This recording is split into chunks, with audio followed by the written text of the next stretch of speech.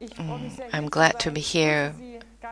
I greet all of you. It is an honor and a joy to welcome you as the President of the Lutheran Regional Synod in Saxony. Welcome. And you've heard it before. Since 2017, I am part of the Council of the Lutheran World Federation. And to have you here in my home is just a great joy and honor for me.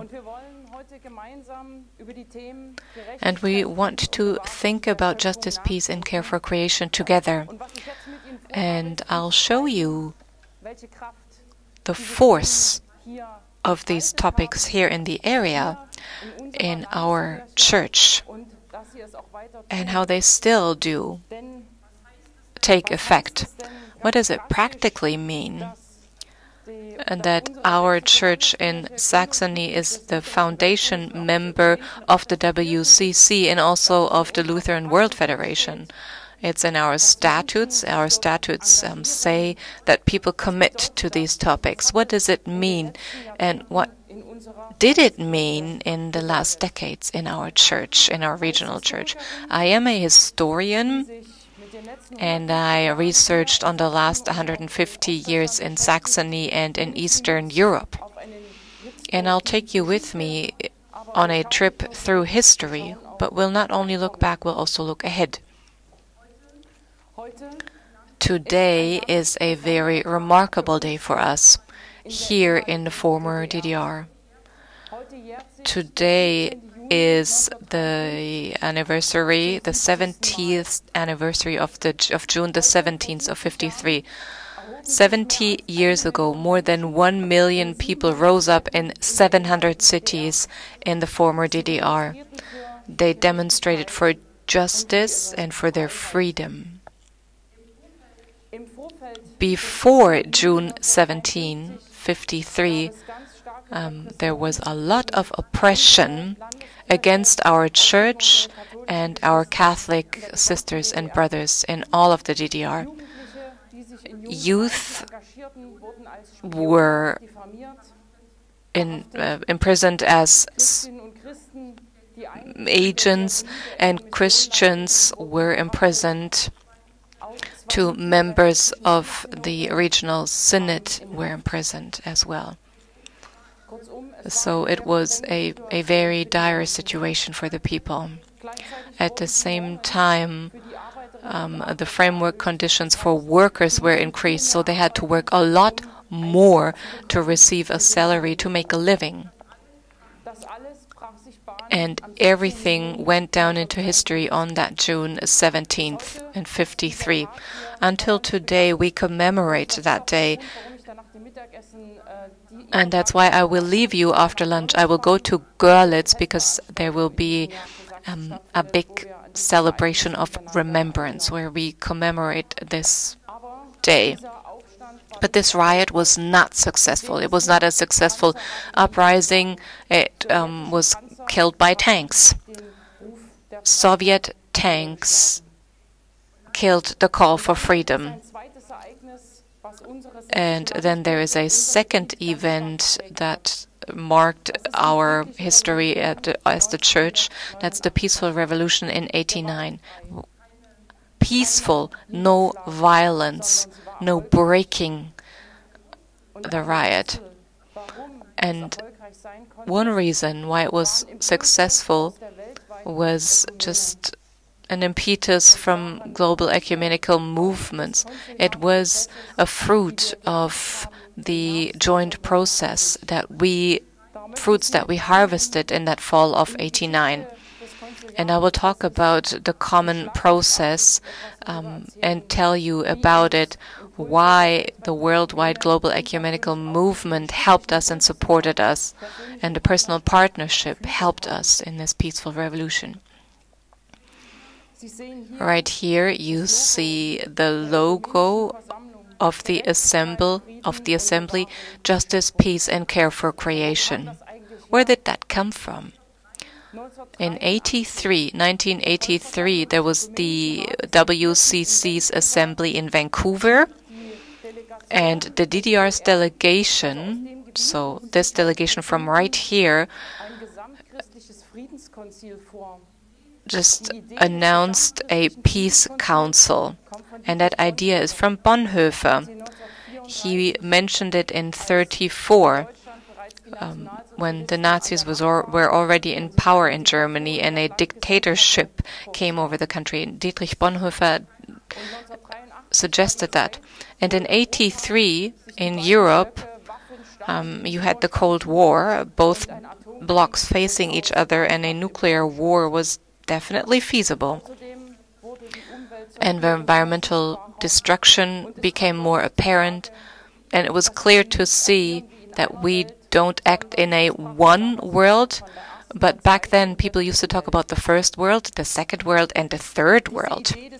So this idea of a peace council was discussed, and we all agreed then on a common process, a council process.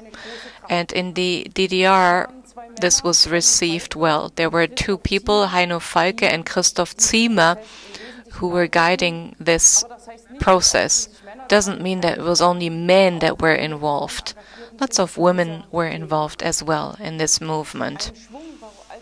And it gave us a lot of momentum. In 1986, we had the so-called Cities Ecumenical Council in the city of Dresden. Those were ecumenical Christians who took over the responsibility for the one world. And there was an ecumenical meeting suggested in the DDR. But how do you do that? An ecumenical movement. DDR was a small country with 17 million inhabitants. But how do you do that? Together with the sisters and brothers from the association, the Working Group of Christian Churches, they started preparing that. Justice, peace, and care for creation. There was a call to all the churches in the DDR called One Hope, Learn to Go. And there was an astounding resonance. We received tens of thousands of registrations. And if I, as a president of the regional synod, think if I have to just work through the paperwork of tens of thousands registrations, I think it's remarkable what happened back then. And in February, there was the first ecumenical movement in Dresden, the second one in 1988 in Magdeburg, and in 1989 again, the last one in Dresden. 146 delegates from 19 churches contributed. There were church services, events, where thousands of Christians and non-Christians interested in the topics went into the churches. It's a fantastic picture of the Church of Our Lady. People are sitting in the altar room because it was so packed. April the 30th in 1989 was the final service, and it was a lot of work that the 146 delegates took on themselves. They passed 12 resolutions with 802 changes, and those 12 resolutions are still valid for today. They say going back to justice, peace, and care for creation, becoming a church of peace, finding a new way of living in a threatened creation, and serving people, caring for creation. So this trifold aspect, justice, peace, and care for creation. There cannot be any peace without justice and care for creation. One needs the other two. And what was very touching and moving is a letter that was sent to the children that the delegates sent out. I'll quote from that letter. Dear children, that was written in 1989, but I think we could write it today as well. Dear children, the earth on which we live is very much under threat, and we, the adults, are to blame. but some still have noticed.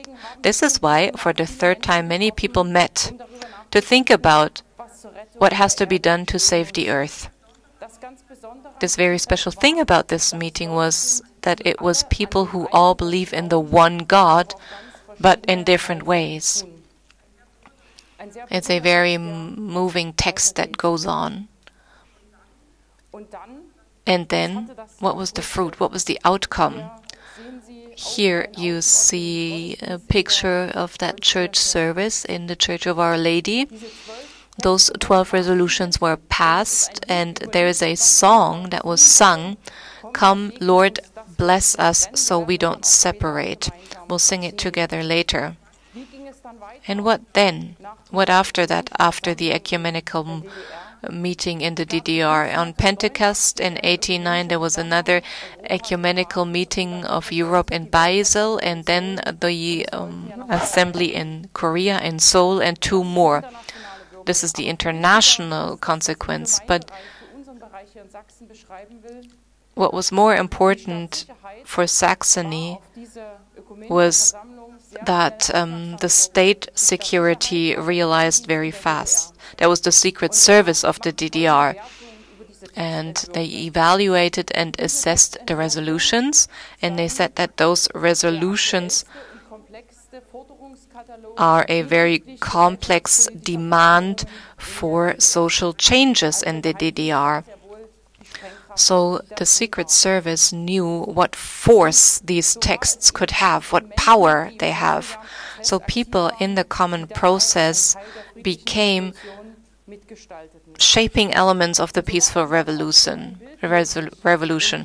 And that's why we had such a picture. If you do take a closer look, those are not common church people. They wear uniforms, military uniforms, police uniforms. You usually don't see them in front of the altar. And this is also a fruit of the peaceful process. The churches became a place where you could encounter, where you could talk, where you could approach each other. So a very special picture. And the peaceful revolution in 1889 was successful. It sounds all nice and great, but how did it continue? After that, we frankly have to say we were really busy here.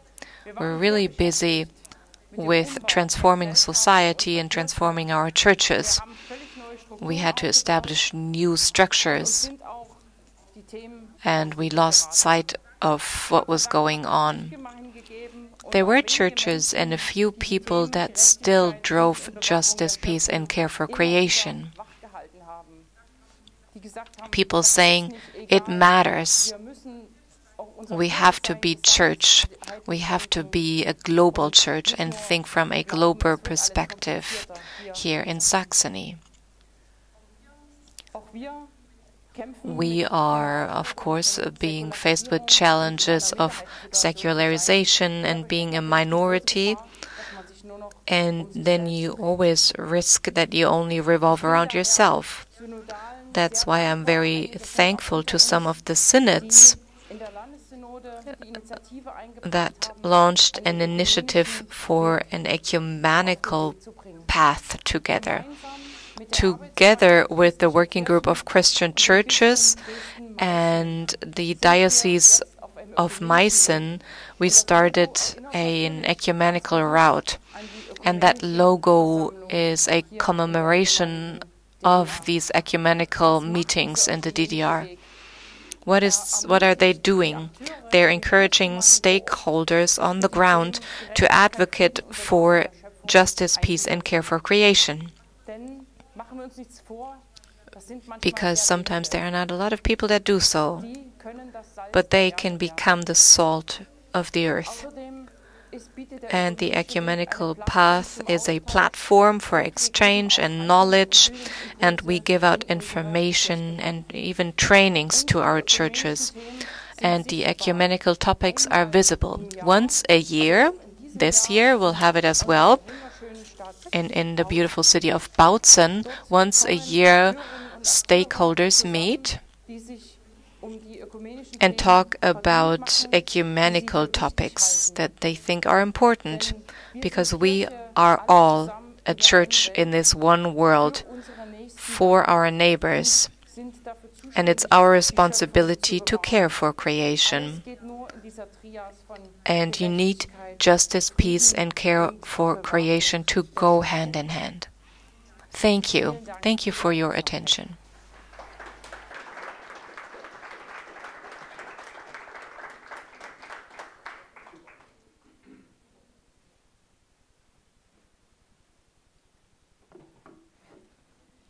Thank you so much. Thank you, Bettina, for your lecture.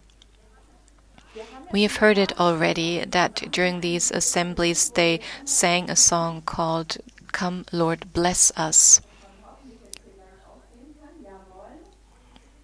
Come, Lord, bless us. We want to sing this song together and remember the times and the atmosphere that we had in Dresden and globally.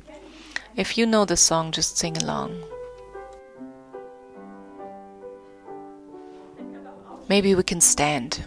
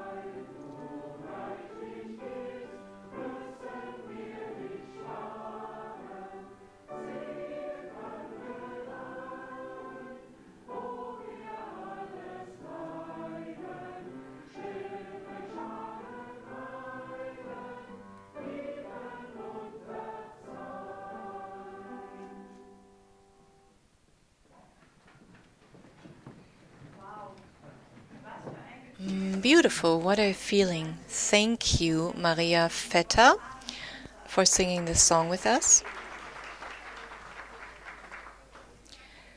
I would like to use the next 10 minutes. If you have any questions or comments, just feel free to ask your questions.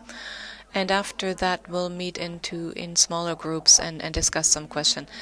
Does anyone of you have a further question for Bettina Westfeld on what was said about what happened in Dresden, the ecumenical meetings, or what's currently going on?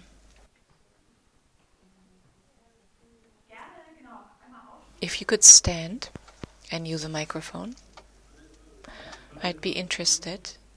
I'd like to know what are the current relationships between the global movement for justice, peace, and care for creation, the climate mitigation projects, or environmental projects. Are there any relationships? Or thank you for the question. So we see that there's a lot going on in Dresden. We have this movement, Christians for Future, that take part in the Fridays for Future movement. And there's another project of the Lutheran World Federation that they fund in our church. It's called Growing Differently. And there is a church in Dresden, Johannstadt. Johannstadt is a suburb with high-rise buildings, a rather challenged suburb. People are rather poor, and there's a church right there, and they try to grow differently, away from growing fast and more and further. And they think about theological deliberations, and they meet with young people, Fridays for Future, and they have a climate camp, a climate summer camp, and they think about what it means to care for creation today. We're very thankful for that because through the LWF we are connected with other projects. In May we had a committee meeting of the LWF. They came to our church, they came to Leipzig. And this is a global perspective that's very important when we work on this. So we're very thankful that we are connected in such a way through the LWF.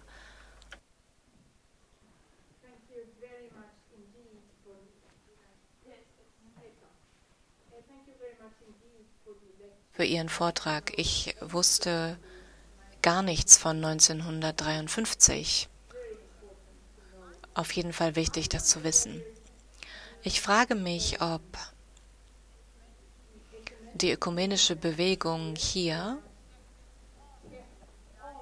den Dialog aufrechterhalten hat mit der ehemaligen Regierung in der DDR beziehungsweise der Regierung heutzutage. Bestehen da noch Verbindungen und wie sah diese? Thank you for that question. One fruit of the common process was that in the Saxon Constitution, there was the first democratic constitution that was ratified in 92 in Saxony, and they laid down justice, peace, and care for creation in the state constitution. I mean, it is in the constitution of Saxony that they feel committed to these issues. However, the exchange is not always easy. So we as a church are in a good contact with policymakers. However, we try to care for creation, and there are debates. I mean, we discuss how important care for creation can be. But we are in touch, and I'm thankful. We argue on a facts basis, but we do talk to each other, absolutely. And we, as a church in Saxony, are respected. And on Monday, we'll meet again, Monday night, the reception of the church leadership in Saxony that you are invited to. And members of the Saxon government and members of parliament, policymakers will also join us, which reflects our good relationship. I mean, we don't always agree, but we respect each other, and that's what's important. Thank you, Bettina, for a wonderful lecture you're giving us this very good morning. And I'm David, coming from Africa, and particularly Tanzania. I'm so happy to hear of what has been the engagement of your church and the government as well in terms of countering the climatic change in the world. Yes, the climatic change in the world is really an issue in Africa as well.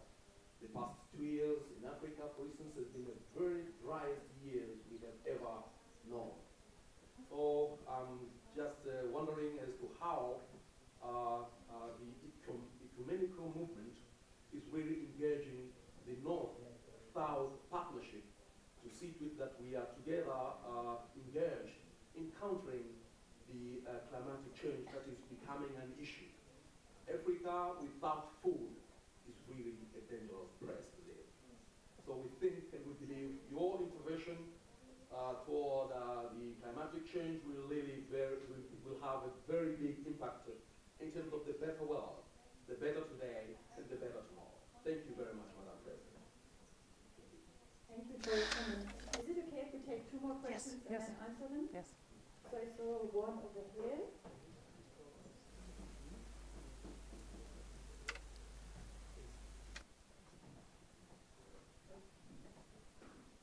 Hi, my name is Lisette. I'm from Cuba, pastor for the Evangelical Lutheran Church.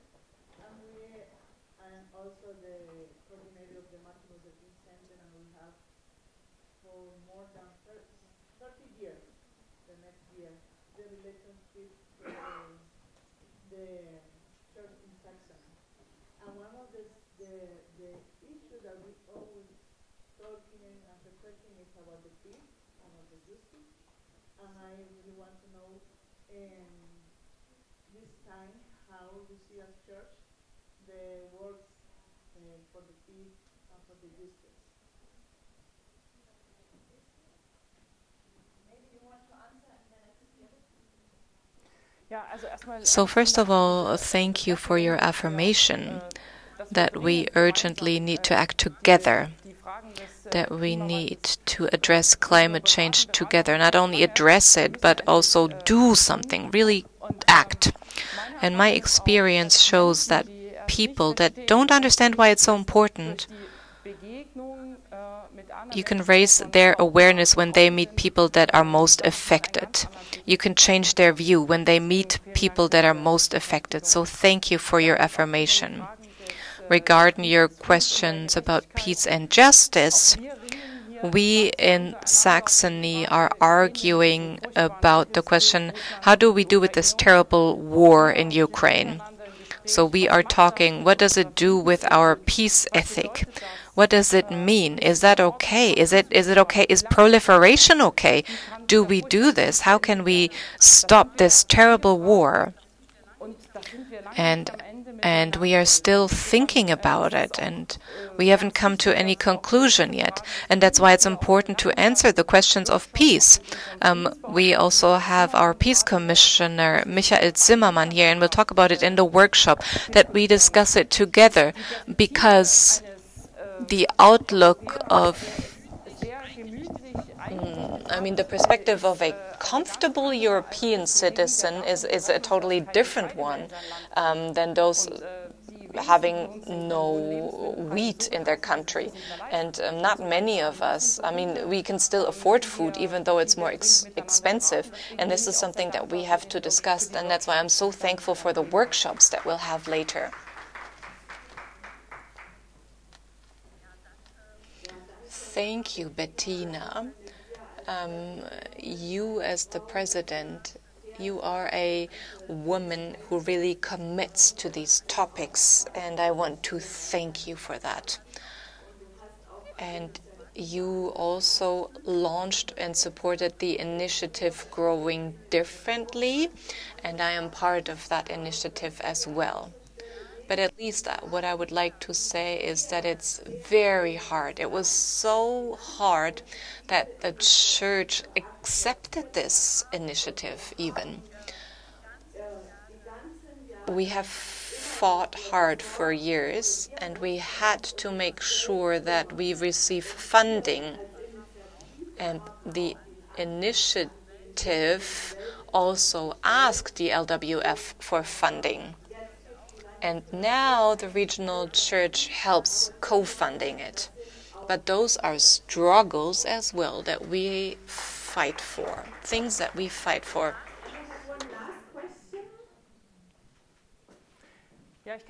Thank you. Thank you. Thank you for your endurance. And as I've said before, through those daily challenges that we have of secularization, losing membership, changing structures, we risk losing sight of the most important things. And if no one reminds us, we'll forget about it. And that's why a partnership is so valuable and so precious. Thank you.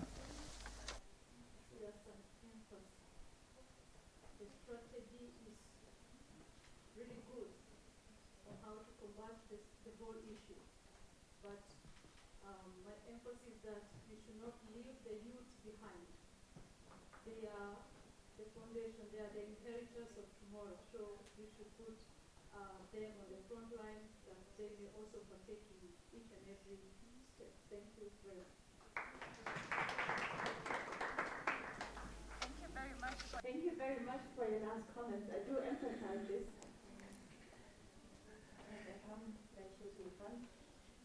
Thank you so much. Thank you for your questions. Thank you for your answers. Bettina Westfeld has prepared a few questions that we want to discuss in smaller groups. And if you have further questions about Saxony and the history of Saxony, just ask your Saxon partners. At least if they're older than 33 years old, they usually experienced it and can tell their own stories, and those stories are very exciting and valuable. Those are the questions that Bettina Westfeld prepared for us. I would like to invite you to discuss in smaller groups. What about your churches? Was there a movement that shaped the work of your church? And the second question is, what do they have to look like in order to be effective in our churches? I mean, you've seen this. The church bodies think of great programs, and then you hope that the churches receive them, and then they vanish into thin air. Or all of a sudden you hear something and you're very surprised. Maybe you have some experience. Just talk about it. And in light of the assembly in Krakow that we look forward to, because it'll happen in our neighborhood in Poland with our sisters and brothers from Poland, having that contact was so important. Our sisters and brothers were so valuable in our democratic process. And in 1989, what has to be discussed now in Krakow in order to proceed? That'd be nice to discuss that. Tell your delegate, Helena is a delegate, Thilo Daniel is a delegate. Lots of delegates will be there. So you have 3 delegates. I am a delegate as well from Saxony. And I think there are a few more delegates. So use this opportunity. Thank you. So turn around your chairs and discuss in little groups for the next 45 minutes before lunch.